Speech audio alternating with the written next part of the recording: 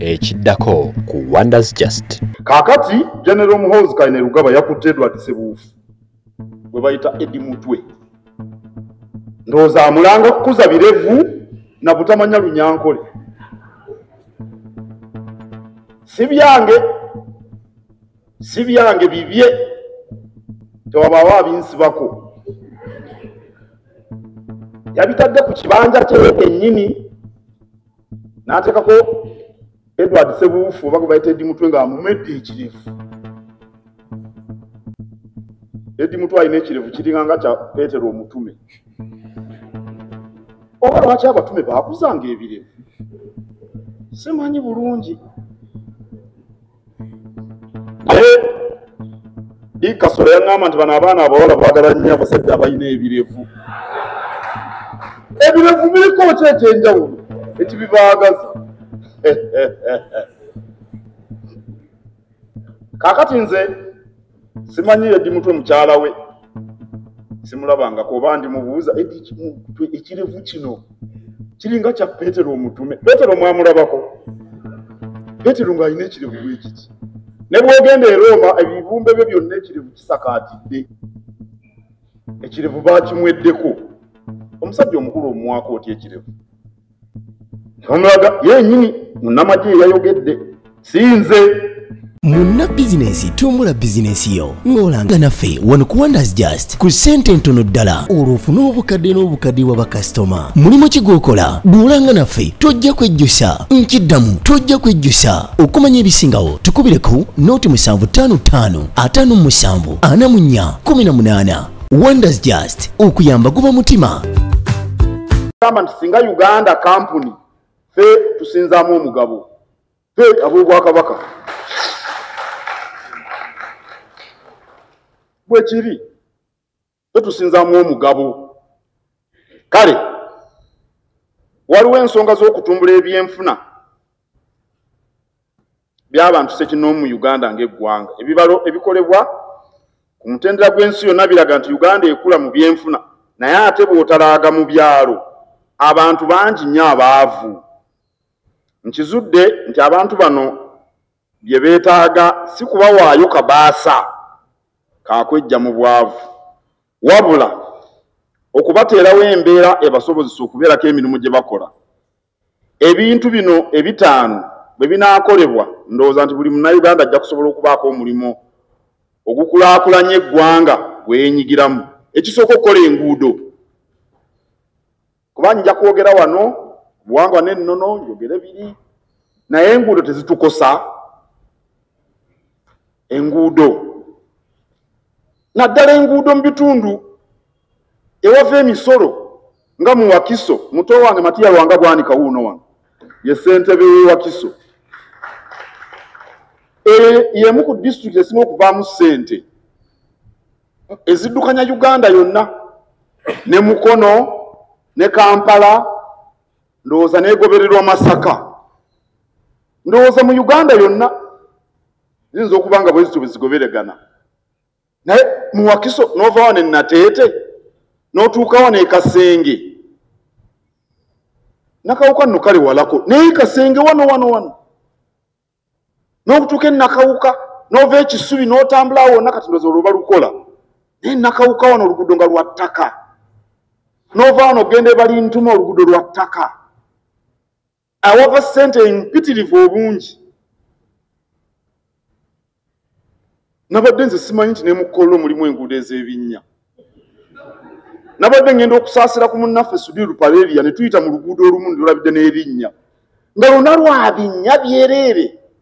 Neewuunyiza nnyo enguudo.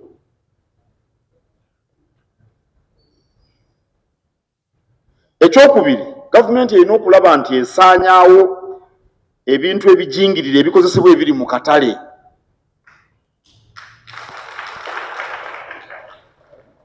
Abalunda, omulimi yaveeyo Kiboga n'ajja okundaba n'aŋŋamba nti agula akadomola k'eddagala ly'enku akagula Rwanda. Atuma omuntu e Rwanda n'alinnya bbaasi n'aleeta akadomola k'eddagala eritta enkwa. neddagala eddala aliteeka ku butunda abijja Rwanda tebereza n'afiirwa ssente empitirivu naga nti bwagula lino ebintu byonna byonna bifa ebintu ebiri mu katale ebigimusa ebifu era tulina omukago n'abaleeta ebigimusa ebituufu babayita ne bamala bampa ku lupiiya ezo muyinza okunywa kaawa nammwe ne munneewuunya batuwe ku ssente bampaayo obukadde 4 State House kuyamwanyi terimba nenebaza nemagamba naye bannaye kano akasente Katikkiro ogenda mu mwanyi terimba obukadde oba 2 oba 3 ezisaasaana bwe po mwagala ntambuze bigere nga Katikkiro kayiira ku mulembe omusuuna naye Katikkiro w'omulembe omutebi atambulira mu kapyata enywa amafuta sente empitirivu ezigenda kale okwongera omutindo kw'ebibiri okubunyisa amasannyalaze n'amazzi mu byalo ate nga biri ku bbeeyi ensaamusaamu. Minisita ow'amasannyalaze Honorable Nankabirwa yabadde wano ne tumusaba musale ebbeeyi y'amasannyalaze abantu bajja kulekerawo okufumbisa enku n'amanda naye ssebo obutaako emitwalo 10 egy'amasannyalaze n'ogyota ogenda okulaba okutunula ku kanankani nga ssente ziggwako ogenda okwekyusa ssente ziggwako ebbeeyi ekyali waggulu ate n'okunyweza omutindo buli kyonna ekikolebwa mu Uganda tugamba abakola enguudo bakole baba bazikola nga ziri ku mutindo nga ntuufu tuleme kuziddamu ensonga ezo 5 ziyinza okuyamba kinene nnyo ffe mu Buganda ne mu Uganda. Waliwo ekitiibwa sipiika enteekateeka y'okulonda omwaka ogujja etukwatako era njagala kuwa amagezi abeesimbyewo buli lw'ovuganya obeera omanya nti ojja kuwangula oba okuwangulwa. Kale nkubiriza abo bonna abagenda okwesimbawo okwetegekera byonna ebinaavaayo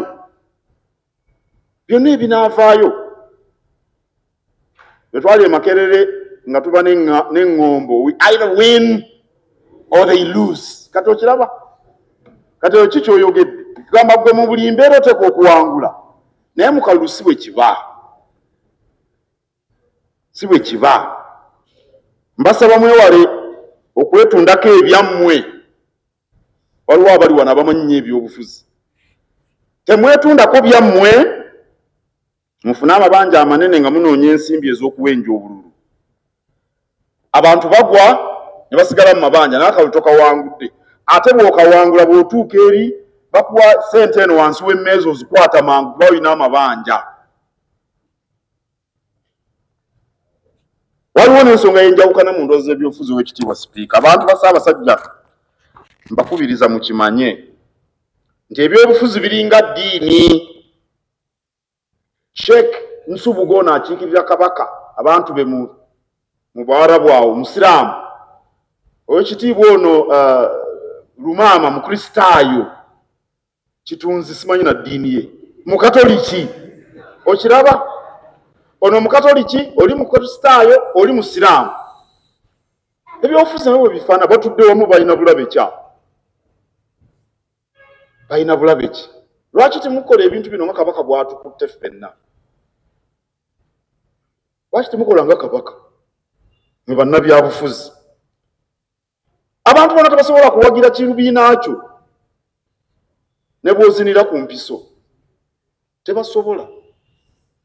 Ne bw'oba gw'osinga obugagga ne bw'oba gw'osinga obukambwe tebasobola kuwagira kibiina kyo. Ne bw'oba gw'osinga obuvubuka tebasobola kuwagira kibiina kyo buli muntu. Bwekityo bwe kiri ng'ono bwali Omukatoliki oli Mukristaayo oli Musiraamu bonna Baganda. Buli omu alina eddiini ye. Tulina ebika byaffe. Oli wa Mmamba, ono wa Mpologoma, Lumaama wa Ndiga. Mukiraba batudde awo tewali mbojjanyi yonna. Lwaki tetukoppa enkola eno ey'abajjajjaffe bannaye mu byobufuzi? Kale mwewale nnyo embeera y'ebyobufuzi ebajja ku bantu bannammwe. Era fe ab'omu Buganda tubeere ku kabaka nga kitaffe. Tuli ba Luganda bitatukoonagana naye tetwatika. Waliyo n'okulonda okw'emirembe ensonga nkulu. Ekiseera ekiyise okulonda kulabikiddemu nnyo okutulugunya n'okutyobola eddembe lya bannayuganda.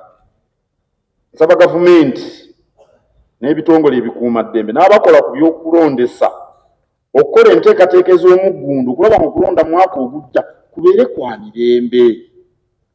Eggwanga eritaliimu mirembe liba zzibu nnyo okukulaakulanya. Ate ne bwe likulaakulana, enkulaakulana eyo eganyula abantu ba lubatu. Ate enkulaakulanya ey'aboolubatu tereeta nayo mirembe. Ebikolwa eby'okuwamba abantu nabyo bititi okukuba bannamawulire babongola amannyo. Waliwo okutiisatiisa bingi nnyo tebijja kuvaamu kalungi. Kaakati General Muhoozi Kainerugaba yakutte Edward Ssebuufu gwe bayita Eddie Mutwe. Ndowooza amulanga kukuza birevu na butamanya Lunyankole. Si byange bibye tewabaawo abinsibako. Yabitadde ku kibanja kye kennyini n'ateekako Edward Ssebuufu oba gwe bayita Eddie Mutwe ng'amumedde ekirevu. Eddie Mutwe alina ekirevu kiringanga kya Peetero Omutume. Oba lwaki abatume baakuzanga ebirevu? Simanyi bulungi. Naye Kasolo yaŋŋamba nti bano abaana abawala baagala nnyo abasajja abalina ebirevu. Ebirevu biriko ki ekyenjawulo ekibibaagaza? Kaakati nze simanyi Eddie Mutwe mukyala we simulabangako oba ndimubuuza ekirevu kino kiringa kya Peetero Omutume. Peetero mwamulabako? Peetero ng'alina ekirevu bwe kiti. Ne bw'ogenda e Roma ebibumbe bye byonna ekirevu kisakaatidde. Ekirevu baakimweddeko. Omusajja omukulu omwaka otya ekirevu. Omulaga yennyini munnamagye yayogedde si nze. Kale mu mateeka poliisi erina obuyinza okukwata n'okusiba abamenyi b'amateeka. Awo nno nsaba General Muhoozi Kainerugaba akwase poliisi Eddie Mutwe. Bw'oba waliwo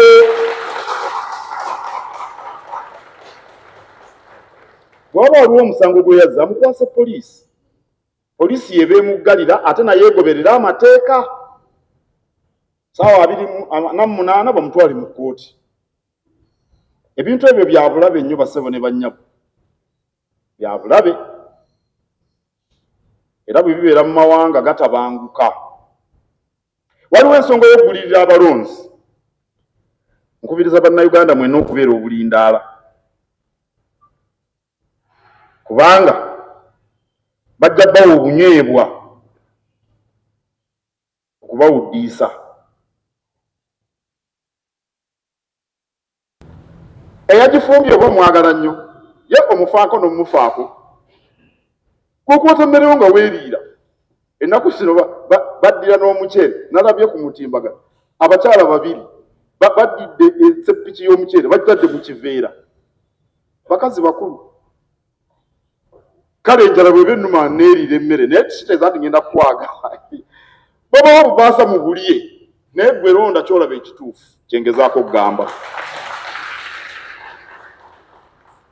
Ate teryajja kukubuulira muntu mutuufu naawe omumanyi. Naawe omanyi omuntu omutuufu ayinza okukugasa mu kitundu kyo. Oba ku LC, oba ku kansola babayita baani bano, ku district bonna ku magombolola mubamanyi. MP bonna mubamanyi abatuufu be mbamulonda.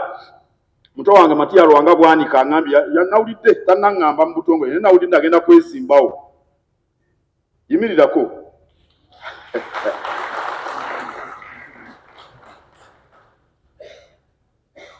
Tuula. Abatuufu mubamanyi. Teweetaaga kukubuulira nti ono ye mutuufu. Muleke kwefuulafuula mbu baakubuzaabuza. Bakubuzaabuza oli mwana muto. bakubuzaabuza batya bakulimba batya mbeera nze Lweza mu muluka gw'Emutungo mu ggombolola ya Makindi Ssaabagabo Lufuka sibwe kirisewo mu ssaza lya Kabaka ery'Ekyaddondo yekkojja ng'ali waka kakati abantu abali awo bonna mbamanyi abangasa n'abatangasa mbamanyi kati bakulimba batya nti oli yakulimbye ate kubanga yakuwadde ekijjulo ky'emmere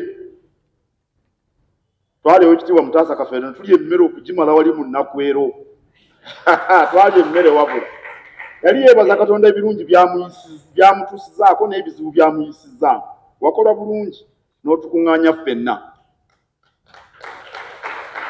ne bannabyabufuzi baaliwo bangi ng'ono ayogera bino balaba Katikkiro banneekulubeesezaako bano baddembe naye ng'abantu bali abalonzi abaawo bo tebalaba singa Oweekitiibwa Mutaasa Kafeero abadde wakwesimbawo abantu b'omukitundu tebamutegeera nga ye emmere eno gy'abawaddeyo n'empisaakalo abantu bayingira ne balya emmere neneewunya okugoberera amateeka mwe abakiise mu lukiiko bamuba mwagala okwesimbawo mujje mututegeeze ng'amateeka agabafuga egagamba Dr. Kayondo yajja n'avuga nti agenda kwesimbawo Dr. Edward Kayondo eyasomera e Buddo n'agenda neyeesimbawo sipiika n'ayita mu mitendera gyonna akalulu ne kajja nga bwe kajja yaŋŋamba tebaamutegeera bw'atyo bwe yaŋŋamba tebaamutegeera naye n'akomawo era n'ayita mu mitendera nga tewali kimulobera kudda naye tiwali bino bya kirwanire byakibi olina okugoberera emitendera bw'oba oyagala okugenda okuvuganya waliwo abakozi abalala abatali ku mutendera guno abakozi baffe mu bitongole omukungu Simon Kabogoza aliwo omukungu Simon Kabogoza yakulira Buganda Land Board yeddira Ngonge yawasa mwannyinaze wa mutima naye okumpa ku nkoko lutalo naye alina omukozi mwami Dennis Bugaya aliwo Dennis yimirirako Bugaya yeddira Mambo ono yimirirako munnamateeka kakati n'atandika okukola kaweefube ow'okwesimbawo eyo mu Mawokota kakati ne ndyoka muyita ne mugamba Dennis njagala ombuulire emirimu gya Kabaka gino gy'oliko ani gw'ogenda ogikwasa weeteeseteese otya kale tukumanya oli mwensa amateeka ogamanyi tubadde naawe ebbanga gwanvu naye nga tonnagenda mu kwesimba sooka ombuulire gw'ogenda okukwasa fayiro emirimu gino nga mingi Mukama wange Oweekitiibwa Katikkiro mbadde ŋŋamba oba ne mbuuza omukungu Kabogoza nti ono alina gw'ategese gw'agenda okuwa fayiro tomanyi Dennis ne mugamba togenda kwesimbawo sooka okola emirimu gya Kabaka namugaanye oyo bw'abanga yanjeemedde ayimirire wano akyogere naye namugaanye manyi ab'e Mawokota babadde bamwesunze naye omanyi tonogeranga kizibu ddagala ate kutondawo kizibu kirala oba mu mirimu gyonna kati ofisi gyalimu nkulu nnyo emirimu mikulu nnyo nga talina muntu gwagamba nti ono gwabikoze nga nti abeera wano okyali munamuto bwekuba kalulu byakwesimbawo n'emyaka 2 myaka 3 okuva leero ojja kwesimbawo kati sigala wano okole emirimu gya Kabaka